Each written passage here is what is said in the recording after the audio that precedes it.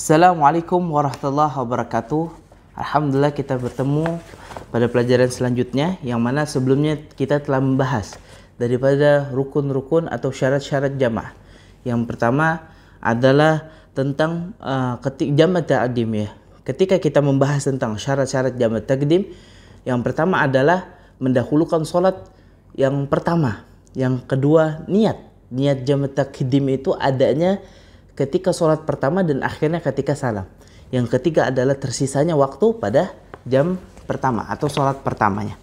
Baik, kita akan meneruskan pada syarat-syarat yang keempat sampai syarat ketujuh. Insyaallah kita akhiri syarat-syarat jama' ta'dim. Adapun yang keempat, syarat daripada jama' ta'dim adalah ketersinambungan antara kedua sholat. Artinya tidak boleh ada jarak yang begitu lama. Misalnya kita sholat zuhur, sholat asar kita gabungkan. Tapi setelah kita salam sholat zuhur, kita pergi dulu ke pasar. Kita belanja dulu, habis itu kita sholat asar. Tidak boleh. Ya. Maka dikatakan oleh para ulama, batasnya lama istirahat pada setiap sholat itu minimal seperti orang sholat 2 rakaat tapi ukuran normal. Karena sholat 2 rakaat pun bisa saja dia baca surat Al-Baqarah, baca Yasin, sampai akhirnya sholatnya panjang gitu. Jadi ukurannya itu dia boleh istirahat. Jadi habis sholat zuhur dia duduk dulu sebentar, tapi hitungannya waktunya sebagaimana orang sholat 2 rakaat yang sebentar. Itu yang keempat. Sholatnya berkesinambungan, tidak ada jarak yang panjang.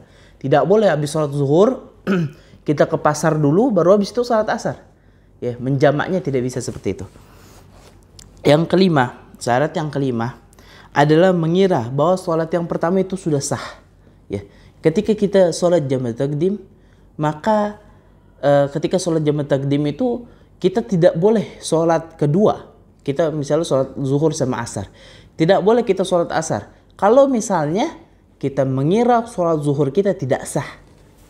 Jadi kalau kita mau jama' ta'dim, kita pastikan dulu sholat yang pertama sah, maka lakukan sholat kedua. Karena apa? Kalau sholat pertama kita kira tidak sah, kita ragu tentang kesahannya, maka begitu pula dengan sholat kedua tidak sah. Ya. Baik, sekarang adalah syarat yang keenam. Adapun syarat yang keenam ada berlanjutnya uzur daripada jamaah. Seseorang ada syarat-syarat jamaah tentunya. Ada hal-hal yang memperbolehkan dia untuk jamaah. Sekarang pertanyaannya, kalau misalnya dia sudah selesai daripada syarat-syaratnya, dia bukan musafir lagi, ya, dia bukan seorang musafir, tapi apakah boleh jamaah? Jelas tidak boleh. Karena apa? Alasan dia untuk menjamaah sudah selesai, nggak boleh lagi dia untuk jamaah. Jadi saya habis pergi ke Jawa, udah pulang ke Jakarta, masih boleh gak jamaah? Nggak boleh. Jadi syaratnya daripada bolehnya seseorang jama' ta'dim adalah dia masih dalam kondisi yang diperbolehkan untuk menjamaah. Baik, ya, yang keenam, yang terakhir, yang ketujuh maksud saya adalah mengetahui bahwa dia boleh menjama', ya. Sebagaimana kita telah pelajari, orang yang tidak mengetahui maka dia tidak boleh mengamalkan sesuatu. Dalam kitab Zubat dikatakan wa kullu man bighairi ilmin ya'mal amaluhu mardudah la tuqbal. Amalnya ditolak. Sekarang gini ya, kawan.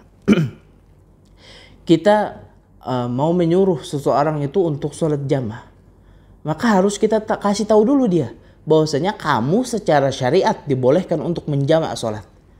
Karena apa? Kalau dia tidak tahu, maka dia tidak boleh daripada menjamak. Jadi ada orang dia sholat ikut-ikut imam saja. Dia tidak tahu kalau dia itu boleh jamak secara syariat, maka sholatnya tidak sah. Dia harus mengulang daripada sholatnya.